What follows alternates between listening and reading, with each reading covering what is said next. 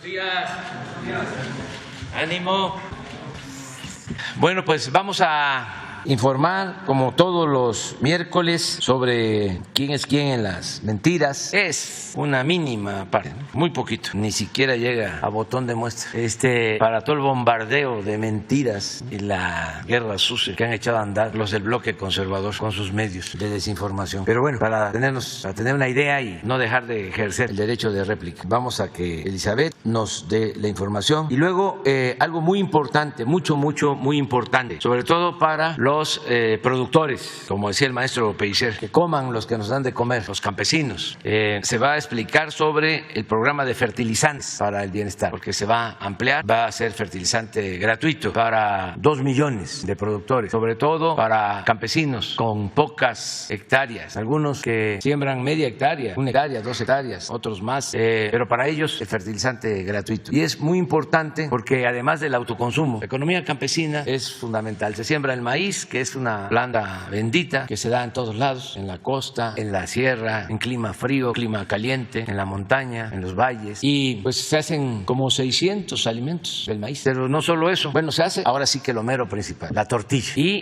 con el maíz se alimentan los animales de patio, de corral, las gallinas, los pavos, los puerquitos. Y por lo general el maíz se siembra asociado al frijol, porque el frijol, entre otras virtudes alimenticias, también ayuda a fertilizar el suelo, es nutriente para el suelo, por eso se combina. Y ahí mismo en la milpa, y donde está el frijol sembrado, también se cultiva la calabaza y otros alimentos. Entonces maíz, frijol, pues es carbohidratos y proteína, es lo más sano, es exactamente lo opuesto a la comida chatarra. Por eso se dice bien cuando se habla de que sin maíz no hay país. Y nos da muchísimo gusto de que estos programas lleguen a todas las regiones de México, hasta los pueblos más apartados. Ya, por ejemplo, en Guerrero es 100% la entrega de fertilizantes. Y ahora van ustedes a escuchar cómo ha ido creciendo la producción. Y primero era producción para el autoconsumo, y ahora ya hay excedentes. Incluso ya pueden vender maíz, porque se está incrementando la producción con el abono, así se le llama en el campo, el fertilizante. Vamos a escuchar primero esto, que no es tan agradable, el quién es quién en las mentiras, y luego hablamos del campo, de los fertilizantes, del abono y del maíz. Buenos días a todas, a todos. Este es el primer quién es quién en las mentiras de la semana del año 2023. Feliz año a todos los que nos acompañan aquí y a los que nos ven a través de las redes sociales. Como dijo el presidente, esto es un breve resumen y teníamos un poco la agenda cargada. Pero vamos a iniciar. Reforma desinforma sobre el Tren Maya y la compra de rieles por Fonatur. Vamos a ver qué dice el Reforma. Publicó el 1 de enero una nota titulada Compra Fonatur rieles oxidados, basándose en un supuesto documento del órgano interno de control que habría realizado una inspección en el contrato del tramo 4 del Tren Maya y en el cual asegura que se encontraron rieles oxidados y de menores dimensiones a las especificadas en dicho contrato. Nada de esto, por supuesto, que es cierto. Por un lado, sobre los rieles oxidados, queremos que todos sepan que las vías de ferrocarril son de color óxido, porque los rieles son de acero y no están pintados. Además, el acero que se deja expuesto a los elementos de la naturaleza adquiere color óxido como una reacción química natural. Los rieles son nuevos, aunque tengan aspecto rojizo oxidado. También es falso que se hayan colocado rieles de menor dimensión. El contrato de suministro permite un porcentaje de rieles menores a los 80 pies, que es la medida estándar. El diario Reforma, una vez más, comprueba que desinforma sobre las obras del gobierno del presidente Andrés Manuel López Obrador. Reforma no perdonó ni el año nuevo, oigan, y publicó mentiras. Por supuesto que eso lo aprovecharon miembros de la oposición. Vamos a ver en la pantalla a Xóchitl Gálvez, quien se apresuró en Año Nuevo a ser la primera del año y publicar la pifia y lanzar mentiras a través de sus redes sociales. Y bueno, vamos a presentar un video en esta sección sobre la campaña de mentiras que desató con la oposición en medios y en redes sociales sobre el buen desempeño de la economía mexicana. Todos se unieron en nado sincronizado en contra de, pues ya sabemos que en todo lo que dice, propone y emprende el presidente Andrés Manuel López Obrador. Antes vamos a exponer solo 2 ejemplos de las redes y este tipo de críticas y pues su estatura. Uno fue muy reproducido, el de Chumel Torres, y es muy representativo de las mentiras que maneja la oposición y los medios de comunicación afines. Aquí lo vemos en pantalla. Como todo un experto en economía, Chumel dice que el aumento de los precios en las tiendas OXXO es por el acto histórico que hizo el presidente Andrés Manuel López Obrador del aumento al salario mínimo. Bueno, es todo un estadista. Y el otro fue el diputado Gabriel Cuadri, que como dice una cosa, ya sabemos que dice otra. Ahora, Gabriel Cuadri dice: le deberemos a López haber creado toda una generación de indolentes, mantenidos dependientes del paternalismo del gobierno. Costará mucho tiempo y trabajo corregir esa perversión. Aquí lo vamos a desmentir, porque vamos a presentar el video y concluimos. En medios de comunicación y redes sociales se lanzó una campaña de desinformación y mentiras en contra del desempeño económico de México. 1. Falso que la estabilidad del peso frente al dólar daña el crecimiento económico de México y merma la generación de empleos bien remunerados. El Producto Interno Bruto de México en el tercer trimestre de 2022 aumentó 0.9% respecto al trimestre anterior, porcentaje superior al que presentaron potencias como Reino Unido, que tuvo un decrecimiento del 0.2%, Estados Unidos, que creció 0.6%, y Canadá, que aumentó 0.7%.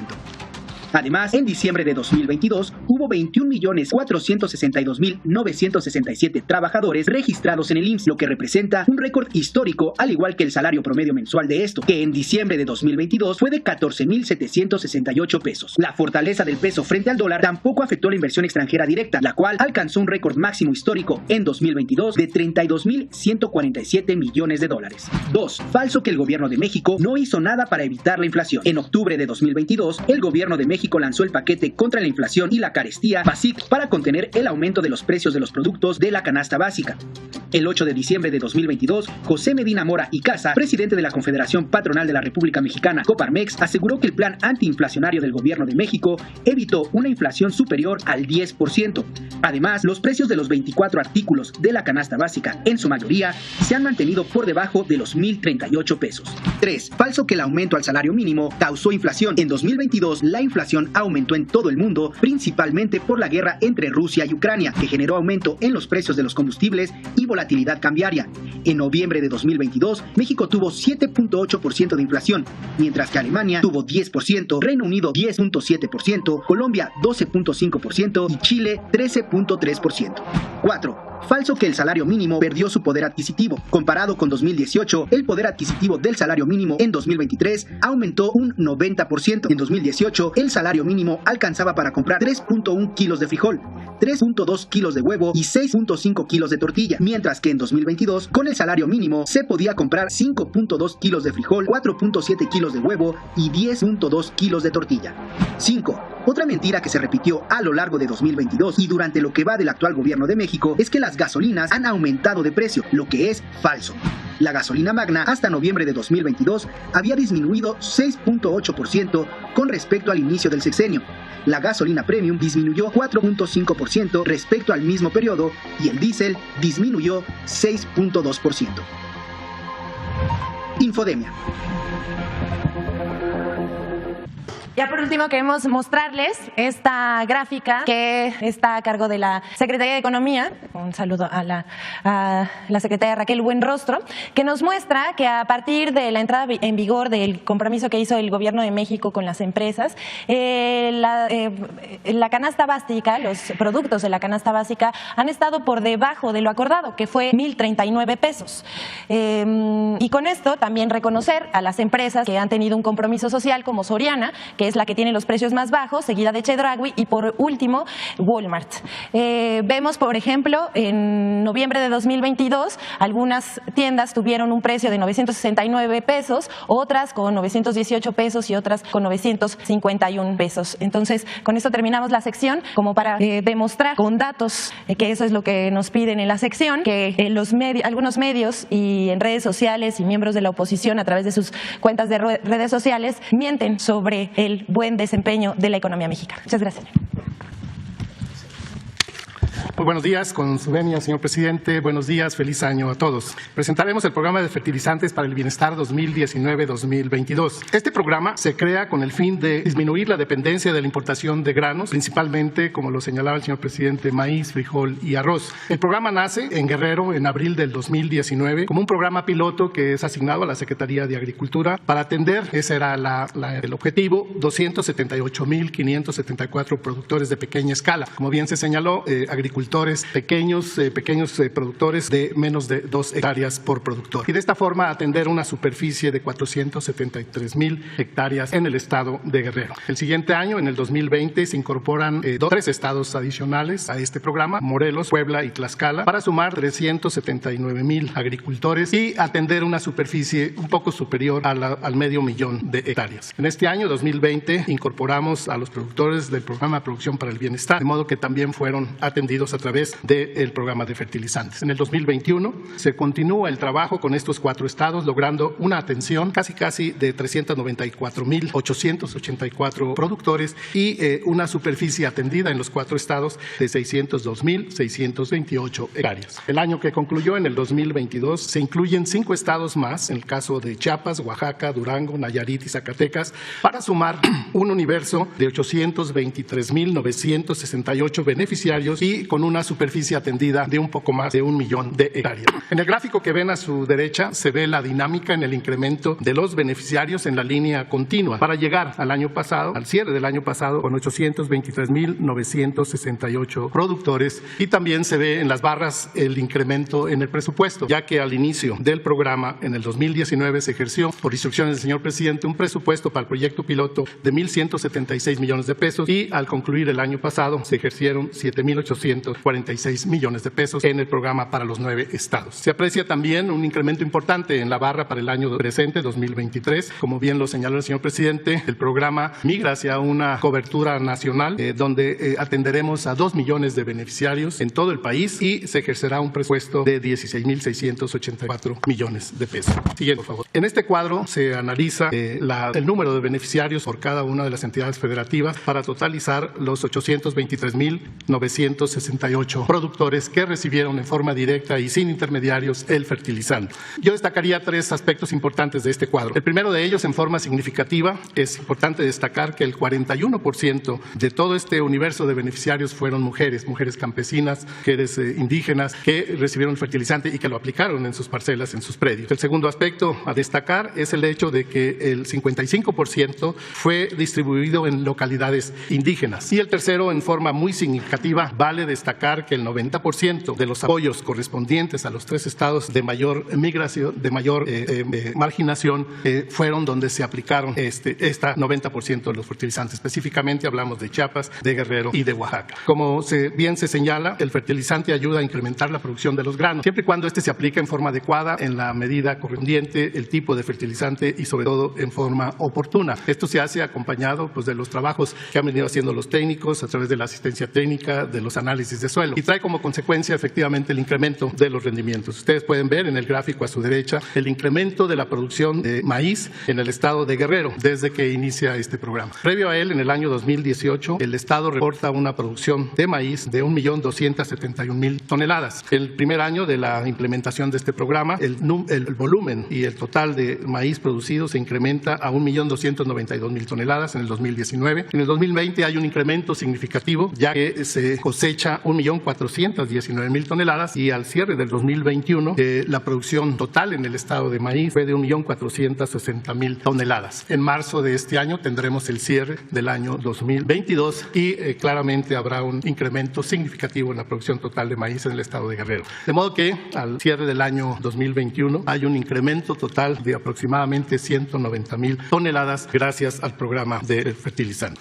El programa de fertilizantes, como bien lo señala el señor presidente, y por sus instrucciones se crea y se amplía a nivel nacional. Esto tiene como objetivo la atención a los 32 estados del país, y esta meta tiene como un objetivo fundamental atender a 2 millones de pequeños agricultores y aproximadamente 3 millones de hectáreas dedicadas en su mayoría al cultivo del maíz y del frijol. Como entenderán, la logística del programa implicará el movimiento de 1,000,000 de toneladas de fertilizante en todo el territorio nacional, propiamente en el primer semestre del año.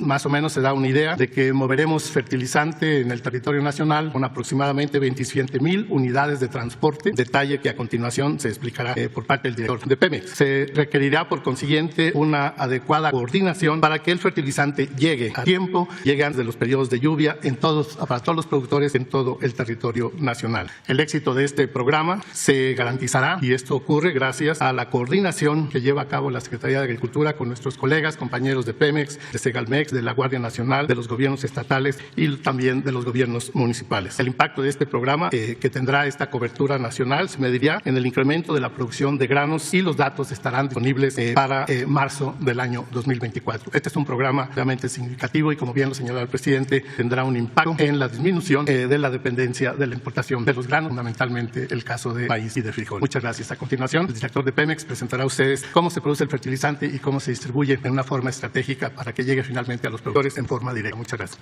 Permiso, presidente. Muy buenos días, amigas y amigos. Comenzaremos recordando que en el sexenio anterior Pemex adquirió 2 complejos de fertilizantes agronitrogenados que ahora se llama Proagroindustria y Grupo Fertinal. Los adquirió a un sobreprecio y en condiciones de deterioro. El gobierno de México logró la reparación de este daño hasta por $216 millones en la compra de agronitrogenados. El presidente de la República instruyó que estos recursos se usaran en la rehabilitación de estas plantas para incrementar la producción y contribuir a la autosuficiencia alimentaria de México a través de la entrega de fertilizantes a los pequeños agricultores. Esta administración logró poner en producción la planta de fertilizantes en Coatzacoalcos, Proagroindustria, después de 21 años sin operar. En los primeros 4 años de esta administración se han entregado más de 676,000 toneladas a los productores beneficiarios del programa de fertilizantes del gobierno federal.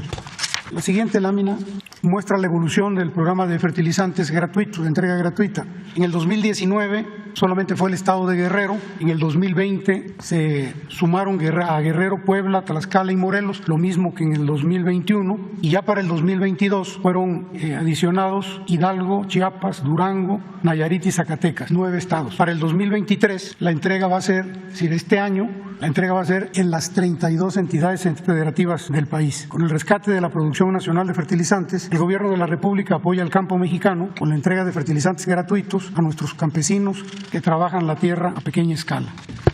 La siguiente lámina habla del incremento de la producción para el programa de fertilizantes. Pemex ha producido en promedio el 61% del fertilizante del programa de apoyo del gobierno federal que se entregó entre mayo del 19 y diciembre del 2022. En este año, en el 2023, con la capacidad de producción de ambos complejos de fertilizantes, podremos cumplir con el 70% del objetivo planteado para la distribución del programa de fertilizantes. En el 2024, Pemex va a producir el 84% de los fertilizantes y al cierre del 2024, esperamos que al cierre de esta administración vamos a estar al 100% de cobertura de fertilizantes para el programa de pequeños agricultores. También esperamos que al concluir esta administración, antes de concluir ya habremos reparado las 2 plantas de urea. Hoy estamos trabajando con una planta de urea y estamos reparando la otra. La idea es terminar la segunda planta reparada y de 4 plantas de amoníaco que producen la materia prima para la producción de urea, estamos trabajando con una y estamos rehabilitando 3. La idea es que junto con la rehabilitación integral de la planta de fertilizantes en Lázaro Cárdenas y la mina de roca fosfórica que tenemos en Baja California Sur, tengamos cubierto este objetivo del 100% de producción de fertilizantes para el programa de entrega gratuita a nuestros agricultores. La inversión total que tenemos contemplada para estas rehabilitaciones es del orden de 15,100 millones de pesos. La gráfica que ustedes observan ahí indica cuál es la cantidad de fertilizantes fosfatados de urea que hoy producimos y qué parte estamos importando. Y podrán observar que para el 2023, este año, vamos a producir todo el fertilizante fosfatado, vamos a producir 300 millones de toneladas de urea y vamos a importar 300 millones más. Ya para el 2024, todo el fertilizante fosfatado lo vamos a producir 450,000 toneladas de urea y solamente vamos a importar 150,000. Y en el 25 ya, o mejor dicho, desde finales del 24 y ya a partir de ese año, toda la producción de fertilizantes correrá a cargo de Petróleos Mexicanos.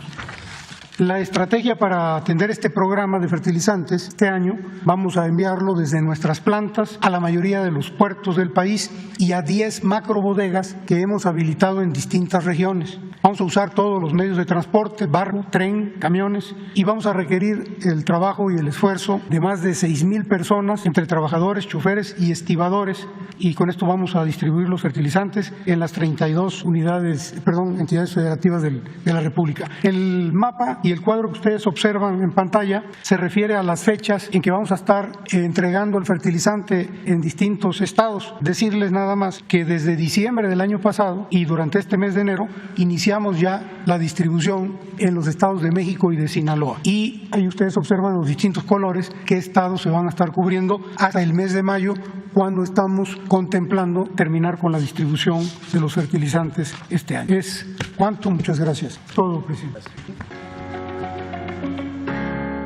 Para alcanzar la seguridad y soberanía alimentaria, el Gobierno de México fomenta la producción de alimentos básicos con la entrega de fertilizantes gratuitos a las y los productores de pequeña escala.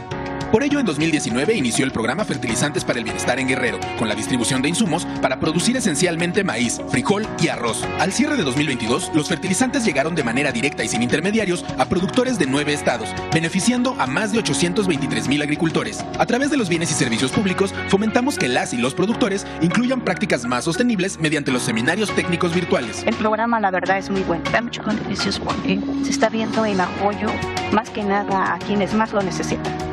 A los que más nos necesita. A veces nosotros no valoramos el esfuerzo de los productos que llegan al mercado, pero no se sabe todo el trayecto, todo lo que se tiene que pasar antes para que se pueda disfrutar de todos estos alimentos, de todos los productos que provienen del campo. La verdad es muy bueno para nuestros productores porque sí nos ayuda un poco en lo económico, porque es como ya no se desembolsa tanto para el fertilizante, los suministros, ¿no? Entonces sí, la verdad es muy bueno y pues le pedimos a nuestro presidente, ¿no?, que nos siga apoyando. Este 2023 continuamos trabajando coordinadamente con el objetivo de llevar los fertilizantes a las y los productores de las zonas estratégicas de todo el país, para que el campo no se detenga y brindemos bienestar a las familias que alimentan a México. Si no se aplica fertilizante, no hay producto. Este maíz me va a dar 10 toneladas, 8 toneladas, 7 toneladas por hectárea. Si no le aplico fertilizante, me va a dar 3. Y si yo la aplico fertilizante, me voy a dar el doble. Es el fin del fertilizante. Y con este apoyo que tenemos, no gran aliviane a la bolsa del campo. Sí, el campo da. El campo es vida, el campo nos da de comer. Porque sí nos da de comer. Conoce más en gov.mx/agricultura. Muy bien, pues es la información. 3, quedó una compañera, creo. 4, 5, 6, faltan las compañeras. 7, y falta una todavía, mujer. Entonces, tú ya estás, ya. Bueno, adelante, vámonos. A ver si alcanza, es que luego regañan porque nos tardamos mucho. Presidente, buenos días. Mara Rivera de Enfoque Noticias. Yo quisiera preguntarle sobre este mensaje que le envió ayer la defensa de Emilio Lozoya en el caso de agronitrogenados, en el sentido de que están dispuestos a dar la reparación del daño por, se dice, de $3.4 millones y que la audiencia, fue diferida hasta el 16 de febrero para ver si Petróleos Mexicanos aceptaría este acuerdo. ¿Alguna opinión al respecto, presidente? Bueno, en todos los juicios que están en proceso por corrupción, si hay detenidos que quieren resolver su asunto, lo que se le está pidiendo respetuosamente a la Fiscalía y a los jueces es que se repare el daño, que eso sea lo primero. Imagínense, hubo una vez, no hace mucho, un hermano de un presidente que fue a la cárcel, lo acusaron por manejo ilícito de dinero, lo que se conoce como lavado de dinero. Incluso hasta una institución bancaria de Estados Unidos estuvo involucrada porque se demostró que se habían transferido $100 millones de México por este banco famoso de Estados Unidos a Suiza o a no sé dónde. Intervino hasta el Senado de Estados Unidos. Se demostró. Pasa el tiempo, sale de la cárcel y le devuelven todo. Así era antes. Y así quieren ahora los conservadores que siga México. Entonces, nosotros, pues lo que estamos buscando es que reparen el daño, devolverle al pueblo lo robado. En el caso de nitrogenados, pues fue una compra que se hizo y se pagó más de lo que valía la planta. Se hizo una auditoría y se encontró que se pagaron $200 millones adicional en esa planta. Entonces, el señor que participó en la venta para llevar su proceso en libertad se comprometió a devolver los $200 millones. Ya ha devuelto 100. Entonces, esto aplica para todos. Si no hay devolución del dinero, si no hay reparación del daño, pues no podemos nosotros estar de acuerdo con la Fiscalía o con los jueces, que son al final los encargados de decidir sobre este asunto. Si el señor Lozoya está dispuesto, sus abogados, en la reparación reparación del daño, pues sí, hay posibilidad de que pueda llevar su proceso en libertad, pero se tiene que reparar el daño. ¿Y cuánto dijiste? 3.4 millones de dólares. Ah, no, está muy poquito. No, eso lo ve el Ministerio Público y lo ve Pemex, pero no es esa cantidad. O sea, aquí no se puede pues asegurar cuánto fue el daño, pero sí hay peritajes y sí hay auditorías. Estoy seguro que esa cantidad de 3.4 millones de dólares. No es. Pero de todas maneras, si ellos están dispuestos a eso, creo yo que la Fiscalía y el juzgado podrían tomar en consideración de que hay esa disposición a la reparación del daño. Eso ayuda mucho y nosotros estamos de acuerdo porque necesitamos recuperar recursos para el desarrollo del país. Por ejemplo, estos 100 millones de dólares que ya se recuperaron del pago excesivo en la planta de nitrogenados, pues son para fertilizantes, es para los productores y es para producir alimentos. Eso sí, estamos nosotros en condiciones de que se llegue a acuerdos, ¿no? De acuerdo. La segunda pregunta, presidente, tiene que ver también con Pemex. Se dice que Hacienda estaría negociando en este momento con Petróleos Mexicanos que por lo menos para el primer trimestre del año pague por sí sola su deuda, la deuda que tiene, y que aunque en realidad Pemex pues solamente, salvo que pudiera argumentarse que no tiene suficiente efectivo para hacer frente a estas deudas, podría verse, se habla de una deuda de 105,000 millones de dólares a septiembre del 22.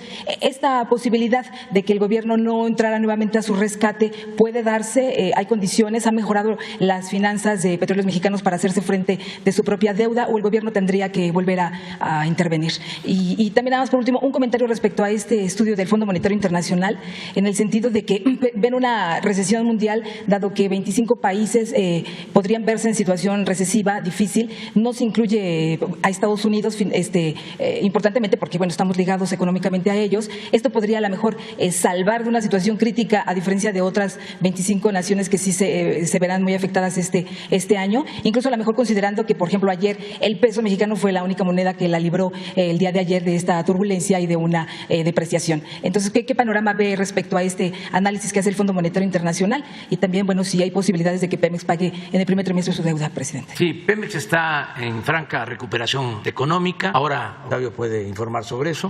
No tenemos ningún problema financiero en el país. Tan es así que por eso está muy fuerte el peso. Es de las monedas, si no es que es la moneda más fuerte del mundo con relación al dólar. No sé cómo amaneció hoy, pero a ver si el 19.27, ¿qué estarán pensando los que le hicieron caso a Chumel, a Loret, Mariero? Hay otro que también recomendaba comprar dólares. No sé exactamente, a lo mejor no, pero uno que aquí lo mencionaron y que estaba en la jornada, y luego Ricardo Alemán, es eso, todos esos recomendados. Miren, está muy fuerte el peso porque está muy fuerte la economía de México y sus finanzas. En el caso de que hiciera falta ayudar a Pemex, lo haríamos. Ya Pemex va a pasar este año a finales a estar entre los países del mundo que producen petróleo con más capacidad de refinación. Es un salto cualitativo. Y no sé si quieras hablar sobre las finanzas en una síntesis. Bueno, primero decirles que yo estoy muy contento con la relación que llevamos con la Secretaría de Hacienda. En esta administración hemos tenido 3 secretarios de Hacienda. Con Rogelio, la verdad, ha sido extraordinaria. Hemos tenido reuniones periódicas, semanales. Estamos trabajando de manera conjunta con ellos. El gobierno de la República, a través de Hacienda, desde luego, pero por instrucciones del presidente, dio la instrucción de que Hacienda apoyara a Pemex en el pago de las amortizaciones de la deuda, porque el pago de las amortizaciones de la deuda no están contemplados dentro del presupuesto, son fuera de presupuesto. El servicio de la deuda sí, pero las amortizaciones no. Cuando se habla de la deuda de Pemex, de 105,000 millones, ese es el total de la deuda, pero no es lo que tenemos que pagar. Tienen que pagar amortizaciones en los distintos meses del año.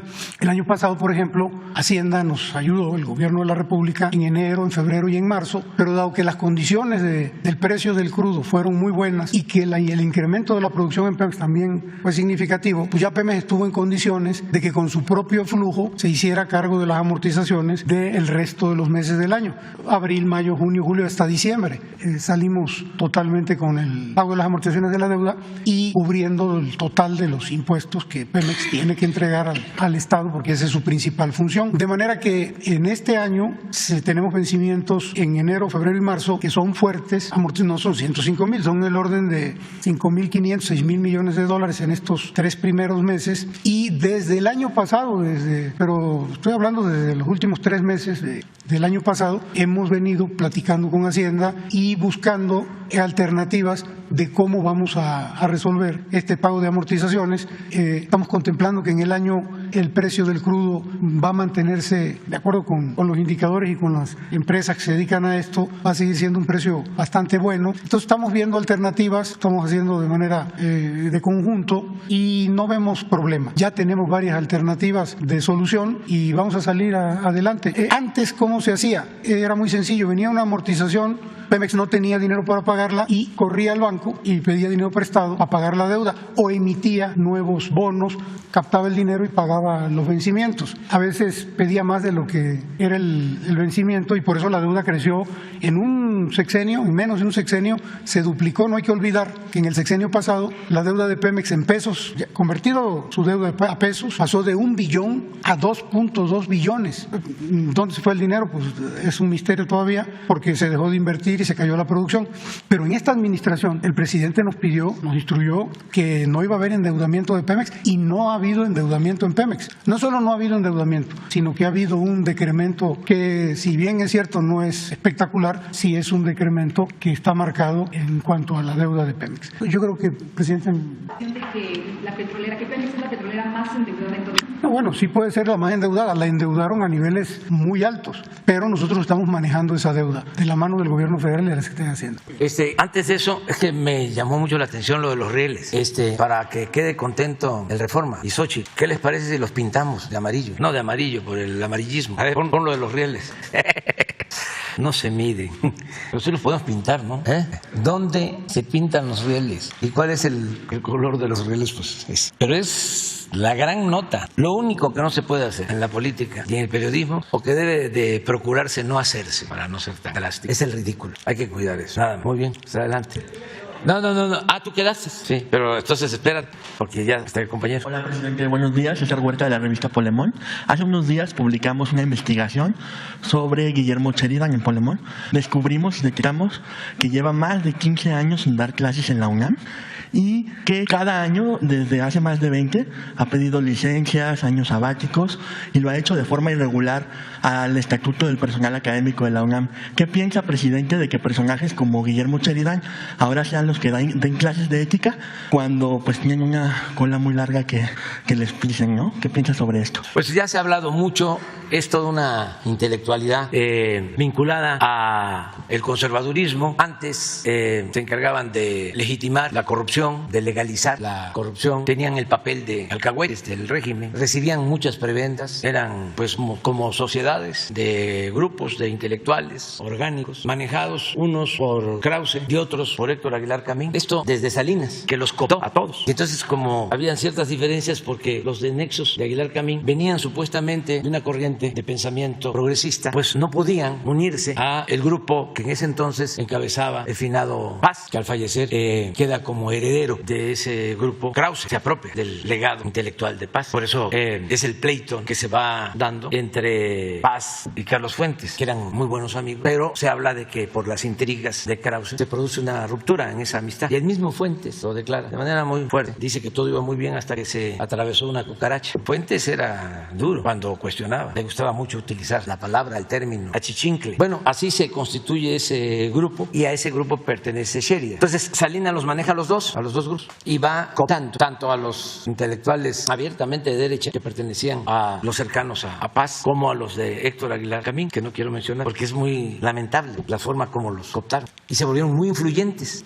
Ya aquí hemos hablado de cómo pues Krause hacía libros por pedido. Hay veces que los intelectuales, los actores, los músicos, pues para poder vivir tienen que hacer cosas por la necesidad, aunque no tenga que ver con sus convicciones. Sí hay músicos que hacen composiciones porque así obtienen algunos ingresos, aunque ellos no estén conformes. Pero hay otros o que les va gustando hacerlo, o desde el principio se venden o se alquilan. Entonces Krause hizo mucha obra así. Ya hablábamos de un libro que financió la Secretaría de Gobernación cuando estaba CRIL, exaltando citando a Luis Terrazas de Chihuahua. ¿Se acuerdan que se decía que Terrazas no era de Chihuahua, sino Chihuahua era de Terrazas? Pues lo convierte en un héroe. Y de ahí viene Sheridan. Nada más basta. ¿Por qué no lo pones otra vez a Sheridan? Para darnos una idea, independientemente si da clases o no da clases, si cobra sin trabajar, si es titulado o no es titulado. Miren esto, porque esto muestra la decadencia intelectual a la que llegamos, a la que nos llevó la política neoliberal, que no fue nada más crisis en lo económico, o en lo social, o en lo político, o en lo moral. Fue también esto. ¿Dónde están los intelectuales que defiendan al pueblo? Miren, este intelectual famosísimo contestándome. Según un periódico, es que es una joya, es igual como lo de los rieles. Según un periódico, AMLO declaró hoy: le tengo un profundo amor y admiración al pueblo de México. Pues claro, son mis convicciones, me siento orgulloso, son mis ideales, es mi humanismo. Y digo que es gente muy noble y muy buena. Y es cierto, no estoy diciendo ninguna mentira. Lo mejor que tenemos en México. Siempre he dicho que la mayor riqueza de México es la honestidad de su pueblo. Muy contrario a lo que piensan los conservadores. Muy contrario. Por siglos, el pensamiento conservador siempre ha sostenido que el pueblo es flojo, es indolente, que no sabe. Dice él: no estoy de acuerdo. Aclaro, así como él piensan millones, así como él piensa el señor del que hablaba yo hace unos días, que me vio en el avión. Pero ellos no lo ven como algo raro o irracional, ellos lo ven como algo normal. Por eso con ellos no hay que debatir, hay que ser respetuosos y decirles: siga usted su camino, ahí la lleva. Pero pensamos distinto. ¿Para qué nos vamos a enfrascar en un pleito? Si acaso a los hijos y sobre todo a la gente humilde, que es además muy receptiva, no tiene prejuicios, no tiene la idea de que lo sabe todo. De ahí pues la actitud de humildad. De ahí sí se puede pues ir orientando, concientizando, y no cuesta mucho, porque abajo en las comunidades, en las familias, en el México profundo, hay muchos valores culturales, morales, espirituales, que vienen de las grandes culturas que florecieron en México antes de la llegada de los europeos. Traemos esa herencia, ese legado, y por eso digo que el pueblo de México es un pueblo bueno, noble, trabajador. Por ejemplo, ¿cuál fue la imagen que manejaron durante siglos los conservadores? De que el pueblo era flojo. Ya hemos hablado del ejemplo de nuestros paisanos migrantes. Si el pueblo de México fuese flojo, indolente, no saldría adelante en ninguna parte. Ayer dio el Banco de México a conocer la cifra de las remesas de noviembre. Ya tenemos la proyección de lo que viene en diciembre. Vamos a estar como en 58.500 millones de dólares de remesas el año pasado. 13% más que las remesas del 21.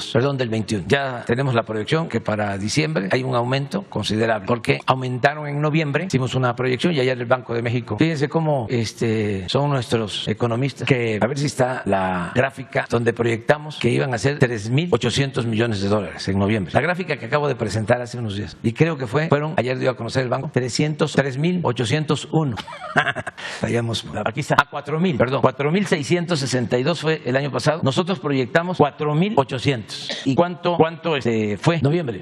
Exacto, lo que proyectamos. Porque nosotros tenemos una manera de saber. Y en diciembre, a ver si Carlos te manda la proyección que tenemos, vamos a aumentar. Va a andar como en 58.440 millones de dólares el año 2022. 13% de aumento con relación al 2021. Pero esa es la principal fuente de ingresos del país. Tenemos un pueblo muy trabajador. Los trabajadores de la construcción de México son los más demandados en Estados Unidos. Y todos los trabajadores. Hay migrantes, que todos son excepcionales. Todos los migrantes del mundo son seres excepcionales. Merecen profundo respeto. Pero los migrantes mexicanos son de lo mejor. Responsables, trabajadores, no olvidan a sus familiares. Bueno, aquí está la prueba. Ahora sí regresamos con Sheridan. Dice: no estoy de acuerdo. El mexicano es por lo general ignorante, violento, tonto, fanático, corrupto, ladrón, sexista, caprichoso, temperamental, alcohólico, arbitrario, golpea a sus hijos, a las mujeres, idolatra el ruido, tira basura, nunca ha respetado el derecho ajeno, se pasa a los altos, evade impuestos,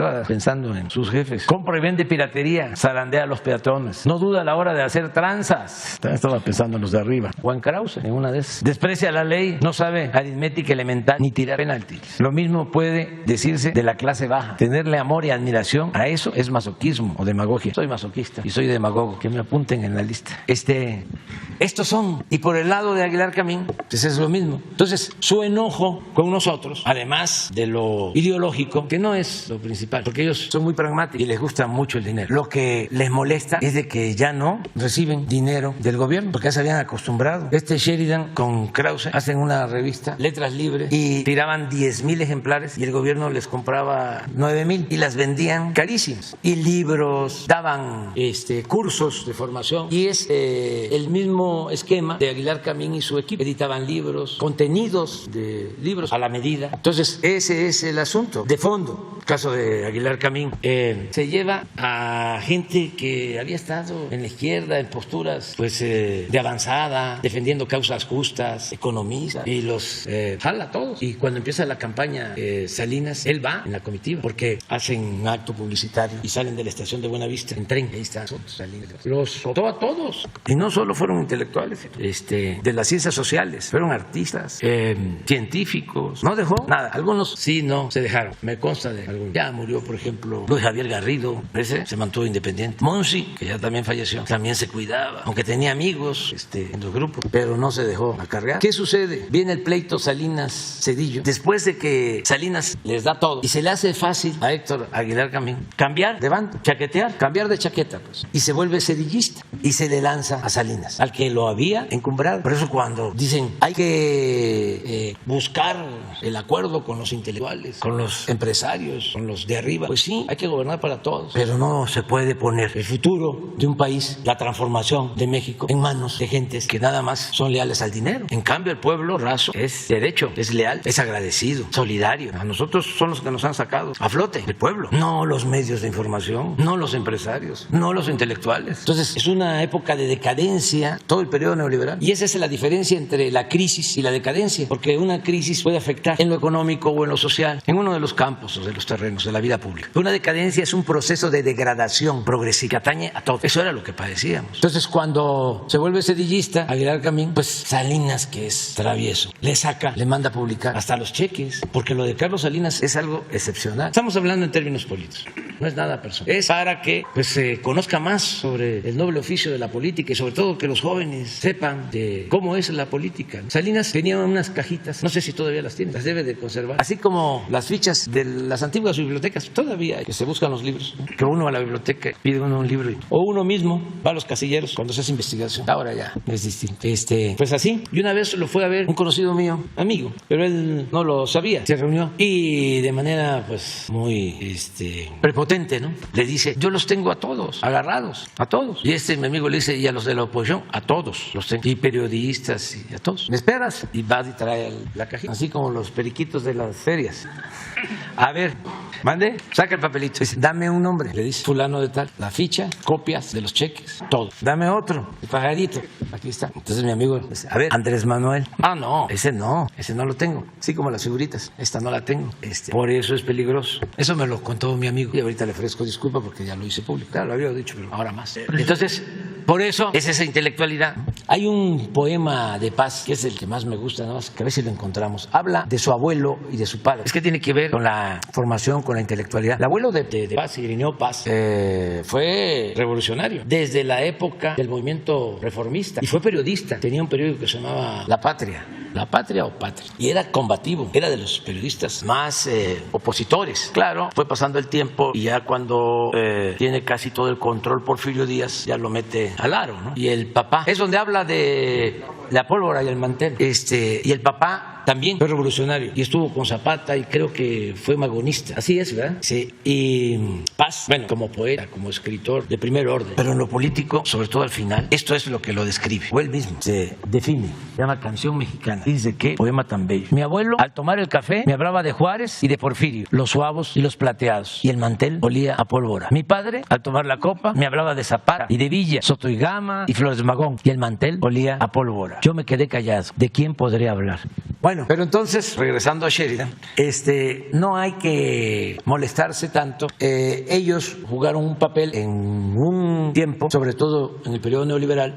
Ahora ya no tienen ni la importancia política ni la creatividad de antes, porque también, como decía ese crítico ruso, Bielinski, cuando un hombre se entrega por entero a la mentira, decía, pierde hasta la imaginación y el talento. El que se corrompe, si fue un buen buen escritor, al paso del tiempo ya deja de ser un buen escritor. Se pierde la imaginación y el talento, o sea, se afecta. Entonces, esa es la intelectualidad orgánica que se tiene y esa la estamos enfrentando ahora, pero en el campo, en el terreno de las ideas. Lo mismo a la prensa, el antiguo régimen que está en contra de nosotros, pues lo de Reforma, o sea, pero no es nada personal, ni con Claudio X González, papá. Se lo dije hace como un mes, se lo vi, que estuvimos, sí, que me habló que por qué se polarizaba. Le digo, no, no se polariza, se politiza. Y con toda franqueza les hice ver de que pues para transformarse necesitaba una base social y que además era uno muy feliz ayudando a los pobres. No hay nada que compense o que se equipare con la satisfacción que produce, la dicha que produce ayudar a la gente humilde, a la gente pobre. Ni todo el oro del mundo vale eso. Pero además, ayudando a los pobres va uno a la segura, porque ya sabe de que cuando se necesite defender, en este caso la transformación, se cuenta con el apoyo de ellos. No así con sectores de clase media, ni con los de arriba, ni con los medios, ni con la intelectualidad. Entonces, no es un asunto personal, es un asunto de estrategia política. Y el ejemplo muy doloroso que tenemos los mexicanos es el caso del asesinato del presidente Madero. Un hombre bueno, un santo que quería que se estableciera una auténtica democracia en nuestro país, que se garantizaran las libertades. Se adelantó muchísimo a su tiempo, pero predicaba en el desierto y con lo que podía llevar a cabo su plan, y no era fácil, la condición era el que se apoyara con los campesinos, con el zapatismo, para afianzarse y enfrentar al antiguo régimen, que imagínense, 34 años de poder del porfiriato. ¿Cómo se enfrenta eso? Una cosa muy complicada en todos los sentidos. El conservadurismo estaba, pero en su apogeo, el militarismo, la represión, el autoritarismo, el clasismo, el racismo. Entonces sí era algo muy complicado. Solo con esa alianza podía, y no iba a ser fácil, hacer realidad su sueño democrático. Entonces nosotros hemos aprendido eso y es una lección para todo el que quiera llevar a cabo una política de transformación. Se necesita contar con base social, de apoyo, de respaldo. Si no, no funciona. Entonces, es tu respuesta a lo de Sheridan. Gracias, presidente. Y en otro tema, desde que la ministra Norma Piña fue elegida como ministra presidenta de la Suprema Corte de Justicia, personajes como Carlos Loret han dicho, y opinadores de la comentocracia, han dicho que es el ocaso de usted como presidente, ¿no? Hoy Ricardo Rocha incluso dice que titula su texto en el Universal como Yasmín, la derrota política de AMLO. ¿Usted qué opina de ese nado sincronizado de los opinadores, que en lugar de festejar que hay independencia en el Poder Judicial y que la ministra rompió el techo de cristal y ahora es la primera mujer en el cargo, se lanzan contra usted, presidente, diciendo que está en la lona y que es el fin de su mandato? Sí, todo es con ese propósito, ¿no? De que nos vamos a debilitar. Es lo que pusimos ayer antier sobre el pronóstico de Año Nuevo de Claudio X González hijo. Es lo mismo. O lo que hace un año y medio dijo también Aguilar Camín. Vamos a quitarles la Cámara de Diputados hace 2 años.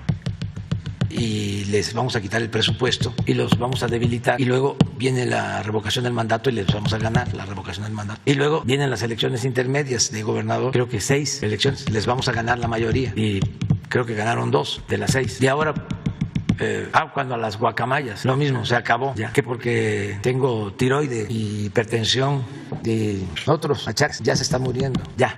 Ahora sí, y ahora pues esta diferencia, lo de la cuestión electoral, y ahora esta diferencia con el Poder Judicial, pues adelante, están muy molestos. Es que no me ha respondido lo de Mola, no me ha podido explicar cómo hizo tanto dinero, porque tiene como 6, 8 departamentos, entre él y su esposa, de lo que se conoce, y tiene uno que es de los más lujosos departamentos de México, y luego tiene una mansión en Valle de Bravo, una mansión, ya para vivir en Valle de Bravo, digo, ahí vive gente muy trabajadora y también empresarios que merecen mucho respeto, pero se ha puesto de moda, ¿no?, para algunos políticos irse a vivir allá. No sé si se acuerdan que hubo un decomiso de una casa del que fue gobernador de Veracruz, allá en Valle de Bravo, así una casa. Entonces, Loret tiene una casa, una mansión, ojalá y la diera a conocer, cómo la compró, en cuánto, y luego sus departamentos en el extranjero. Entonces, después que nos explique eso, pues ya va a tener mucha autoridad moral, credibilidad, y si de pasada nos explica cómo fue que hizo el montaje, aquí que vengan a explicarnos cómo fue que hizo el montaje cuando García Luna, cuando agarraron. ¿Por qué no pones eso en televisión,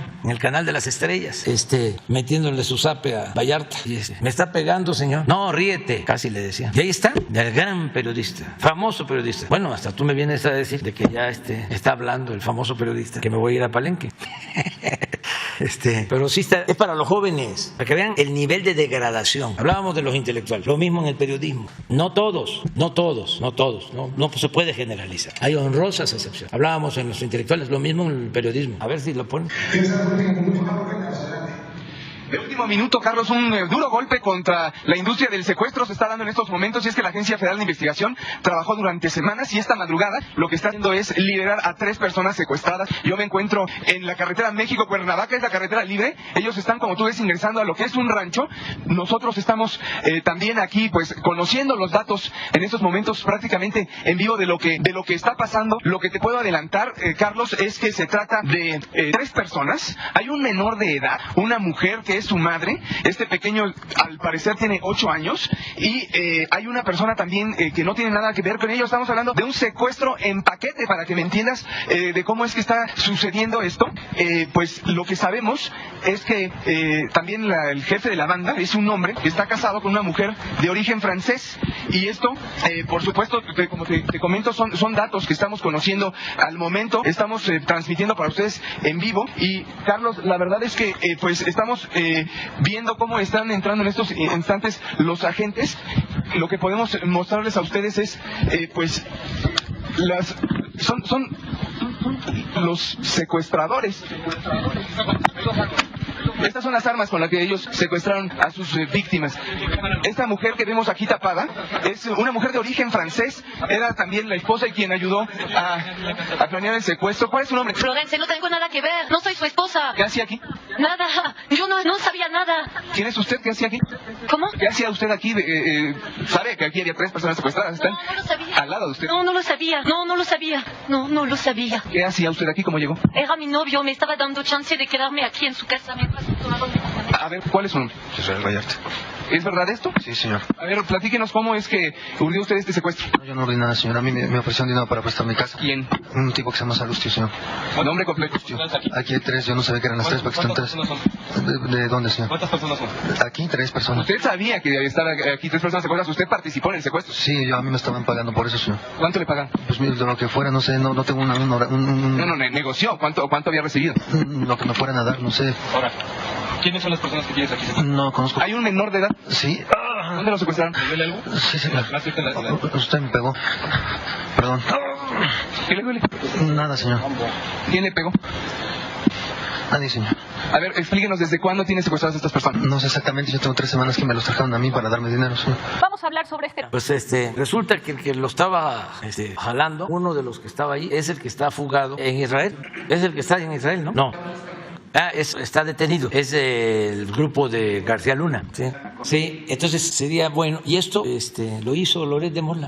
Vamos a seguirlos enfrentando porque están muy molestos. Pero hay que limpiar de corrupción el país. Hay que purificar la vida pública. Y esto del Poder Judicial, como tú lo sostienes, por primera vez hay autonomía en el Poder Judicial. Porque dependían los ministros del presidente. Se les pueden dar todos los argumentos. Que no intervengo, que no era mi candidata la señora Yasmín, que propuse a 4 y 2 entre la que se encontraba de las 2 la licenciada Yasmín siempre apoyó nuestras propuestas, y la licenciada Loreta. Los otros 2 que propuse de inmediato se deslindaron de nosotros. Decían que el presidente de la Suprema Corte también dependía de nosotros. No, yo siempre lo he tratado con mucho respeto porque lo considero una gente recta, a Saldívar, aunque pues tenemos también diferencias, y no intervine. Tan es así que un candidato, eso también es importante, porque no creo que se sepa, porque los medios no hablan de eso. ¿Quiénes votaron por quién? ¿Se sabe? No. Entonces yo se los voy a decir, porque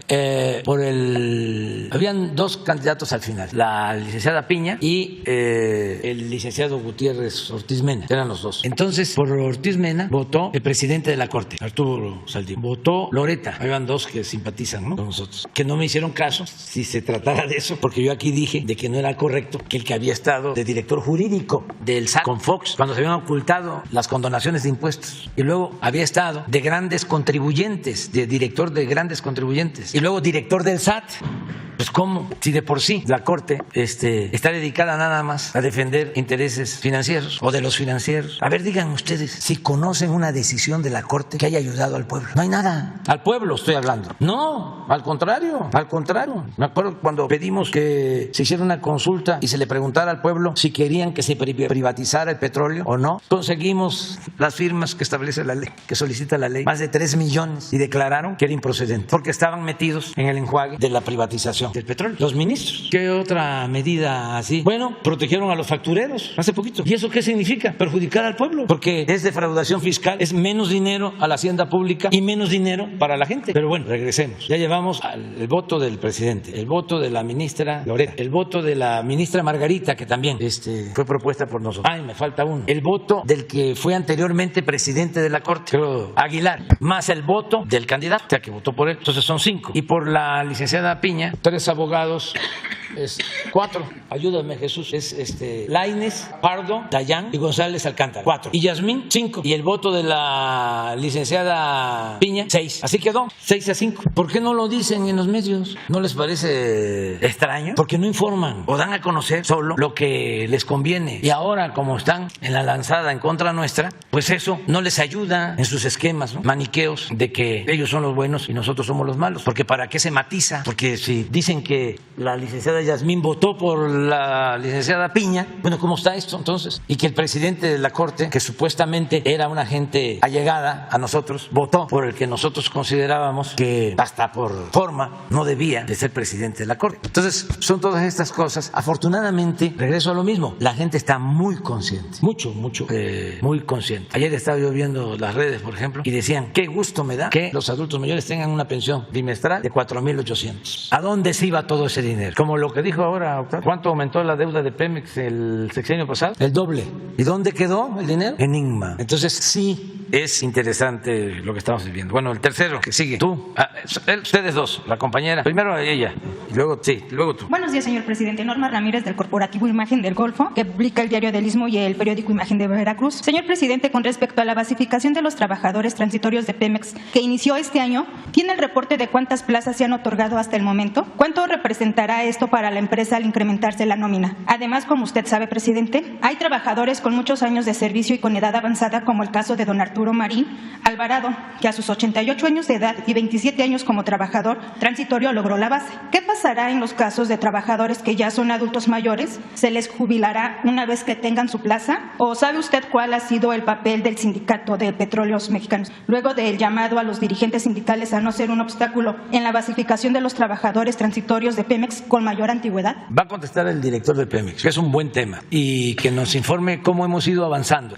buscando acuerdos también con los dirigentes de las secciones sindicales. Era un asunto, todavía sigue siendo, muy penoso, por lo que acabas de mencionar, gente mayor que siempre fueron contratados de manera eventual, se les conoce como transitorios y nunca obtuvieron su plaza, su base, y hay todavía muchas quejas, pero ya se llegó a un acuerdo con las secciones sindicales para que se tome en cuenta precisamente la antigüedad y se reconozca a quienes llevan ya tiempo trabajando como transitorios. Y además estamos muy agradecidos con los trabajadores de Pemex, con los técnicos de Pemex, porque con ellos es que hemos rescatado a Pemex. Entonces yo creo que Octavio puede hablarles de eso, de cómo hay oportunidad para basificar, para que los transitorios puedan tener pues sus plazas, lo que hemos hecho. Pues comentarles que recibimos la instrucción precisa del presidente de la República de aplicarnos en el tema de la basificación de los trabajadores transitorios a partir básicamente de la antigüedad, que el criterio número 1, la antigüedad, y desde luego también que sean trabajadores operativos. Y hemos venido llevando a cabo esta tarea. Hablamos con la dirigencia sindical, ellos estuvieron de acuerdo. Hay algunas resistencias desde luego, pero pusimos ya en funciones, señor presidente, una página electrónica en Pemex que ha tenido muchísimo éxito, porque la consulta a todo el mundo, todos los trabajadores de Pemex, donde se les dan una serie de ventajas al trabajador para que ellos mismos realicen sus trámites, entre ellos el de solicitar la basificación. ¿Qué hicimos durante el año pasado? Tomamos, porque tenemos las listas de los trabajadores transitorios con las antigüedades, nos dedicamos a basificar a los de mayor antigüedad y hasta 15 años de antigüedad. Todavía nos quedan algunos, pero vamos a concluir en estos primeros meses de este año, y la idea es que este año ya nos vayamos a basificar entre 15 y 10 años de antigüedad para que en el 24 ya queden basificados todos. No implica un mayor incremento en la nómina, porque también al mismo tiempo se está dando el proceso de jubilación. Hay mucha gente que ya están en condiciones de jubilación y que ya quieren su jubilación, y esas plazas van quedando liberadas, y de esa manera los transitorios van ocupando esos espacios. De manera que vamos bien con el tema de la basificación. Ahora, con la entrada de la plataforma electrónica donde los trabajadores solicitan su basificación, se nos facilita mucho. Esto que comentaban ustedes hace un momento fue muy emotivo, porque fue un adulto mayor, señor presidente, de 88 años, que tenía 30 años trabajando en Pemex y ya se le basificó. Entonces él grabó un video donde daba las gracias al presidente de la República por esa oportunidad. A los 88 años él pensaba que eso ya era algo imposible, y bueno, así como él, muchísima gente que tiene edad, que ya son adultos mayores, están siendo basificados, y en el momento de que son basificados tienen todo el derecho a ser jubilados en el momento en que cumplan con los requisitos. Es muy importante un cambio que se está llevando a cabo, el de considerar la basificación a partir de la antigüedad. ¿Qué sucedía antes? Podía un trabajador laborar 10, 15, 20 años como eventual por contrato, y entraba después un trabajador ya con menos antigüedad, venían las basificaciones y tomaban en cuenta al de menos antigüedad, porque eso correspondía y sigue correspondiendo, de acuerdo al contrato colectivo, a los líderes sindicales. Y no todos, pero había algunos, o hay todavía algunos, que hacían sus tranzas, ya sea que pedían dinero, lo que se decía antes, ¿no?, de la venta de la plaza, se vendían las plazas, o las plazas eran para los allegados, hasta para los familiares de los dirigentes. Entonces eso ya lo estamos cuidando mucho, y es importante que se sepa, porque si hay sindicatos en donde esas prácticas se siguen presentando, pues que se sepa que estamos hablando con los dirigentes sindicales que nos ayuden para que la basificación se dé a partir de la antigüedad. Así lo estamos haciendo también en los sindicatos, que son varios, del sector salud, y la gente lo ve muy bien.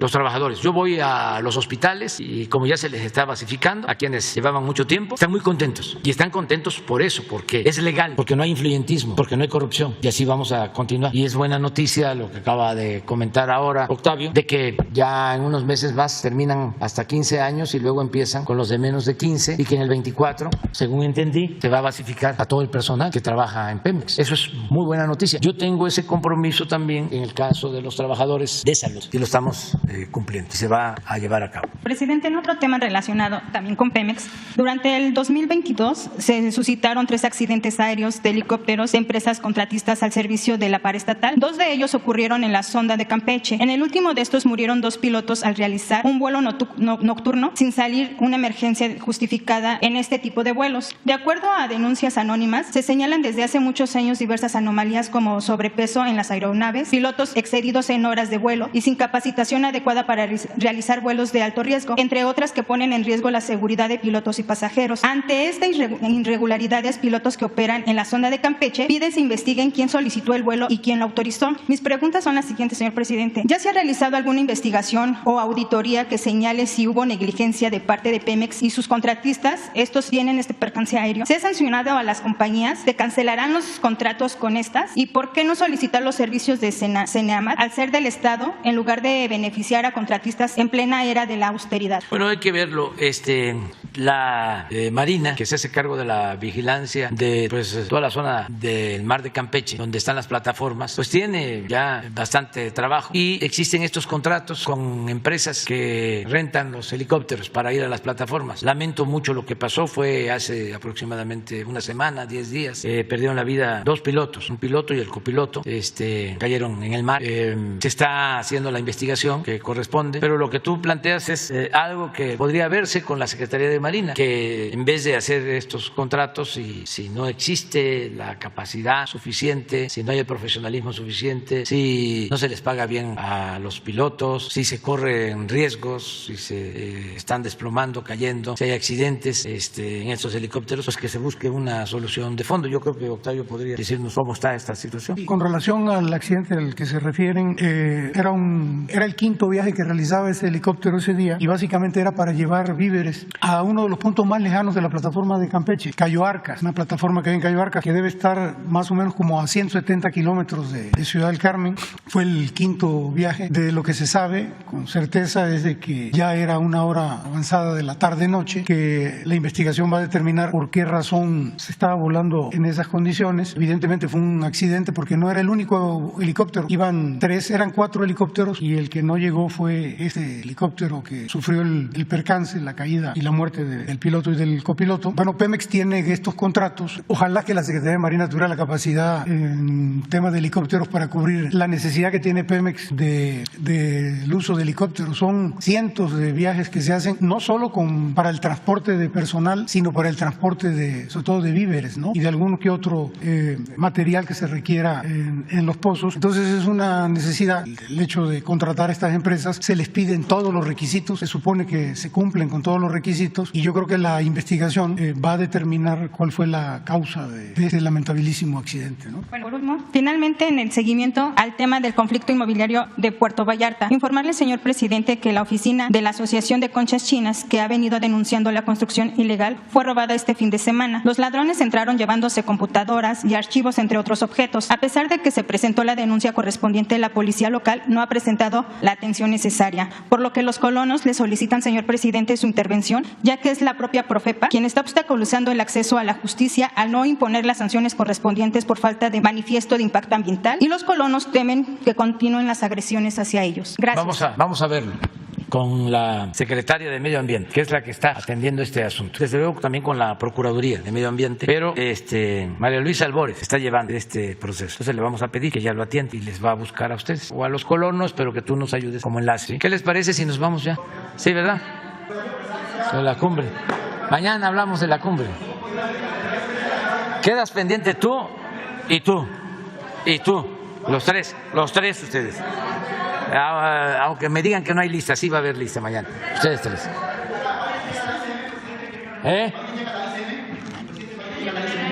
No sabemos. Ya les dije dónde no puede llegar porque nada más están ahí los patos. Mañana hablamos de eso. Mañana. Sí. Que la pasen muy bien.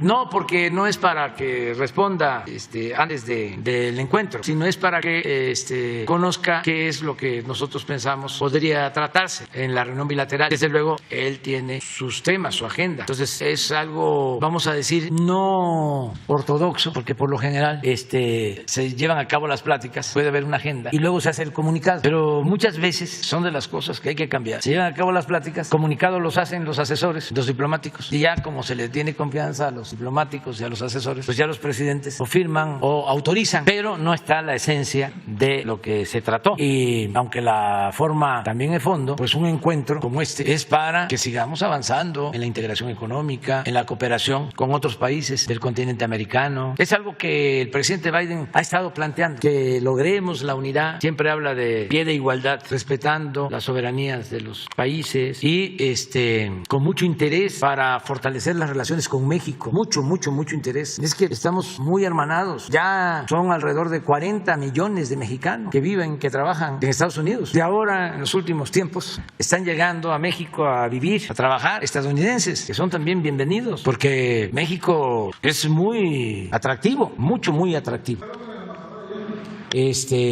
Da muchísimo gusto, me decía Beatriz, que en Brasil un respeto, un cariño por los mexicanos, pero notorio. Fíjense lo importante que ha sido la política exterior de México, sobre todo en lo relacionado con garantizar el derecho de asilo. Donde quiera que se va, América del Sur, donde se padecieron dictaduras, hubieron golpes de Estado, y muchos se vinieron a México, le tienen un amor a nuestro país, igual que a su país. Y es muy común que argentinos tengan hijos mexicanos, chilenos, en este caso brasileños, del exilio, y una relación con México de tiempo atrás. Todo esto se había mantenido en el estancamiento, en el inmovilismo, porque México nada más volteaba a ver hacia el norte, y lo decían en el sur. Y ahora, claro que volteamos a ver al norte, pero también volteamos a ver al sur, a nuestra América, y tenemos relaciones con todos los países del mundo. Vino el presidente de Alemania, estoy platicando, y ahora me dice Beatriz que que llega a la toma de posesión del presidente Lula y la ve y de inmediato, ¿no?, a hablar con ella, a preguntarle sobre México. Y así, de distintos países, sobre todo de América Latina. Ahí me pasó por teléfono al presidente de Argentina, al presidente de Paraguay, al presidente de Ecuador, tuve ahí que los estaban cerca, y todos muy bien, y el presidente Lula excepcional, todos. Entonces México tiene desde hace mucho tiempo el respeto, la admiración de otros pueblos en el mundo. Debemos sentirnos muy orgullosos de eso en nuestro país. Pero eso es que es muy importante México, la grandeza de México. Un día a ver si traemos aquí como un análisis histórico del desarrollo cultural de México por eras o etapas. Don Pepe Iturriaga, sí, y Vasconcelos también decía, don Pepe decía de que todavía, con todo respeto, ¿no?, bastaban los búfalos en lo que hoy es Nueva York, y ya en México habían universidades y bibliotecas. Y estamos hablando de hace muy poco, pero México tiene culturas milenarias. Vasconcelos también decía lo mismo. En Ulises el Criollo escribió de cuando le tocó vivir de niño allá en la frontera, allá en Piedras Negras, y que se peleaban los niños de Estados Unidos y de México, y los insultos y todo. Los niños de aquí les decían a los de allá gringo, y los niños de allá les contestaban, ¿cómo se llama? ¿Cómo se dice en inglés cuando uno tiene grasa? Grace, era el insulto. Y otros más fuertes sacaban lo de la matanza azteca, cuando Santana le reclamaban eso. Y también Vasconcelos habla de que ellos les contestaban, ¿no? Nosotros tenemos más cultura que ustedes. Ya esas rivalidades ya no existen. Ahora ya todo es santa paz, amor y paz. Pues hablamos de eso, de la visita, básicamente de la visita, pues él tiene que pues participar, y hoy tengo una reunión al rato con Marcelo Ebrard. Vamos a desayunar para ver cómo está el programa de lo del encuentro bilateral y la trilateral, o la cumbre de los tres países. Hoy vamos a ver el programa, por eso les decía que mañana platicamos sobre esto. Muy bien, nos vemos.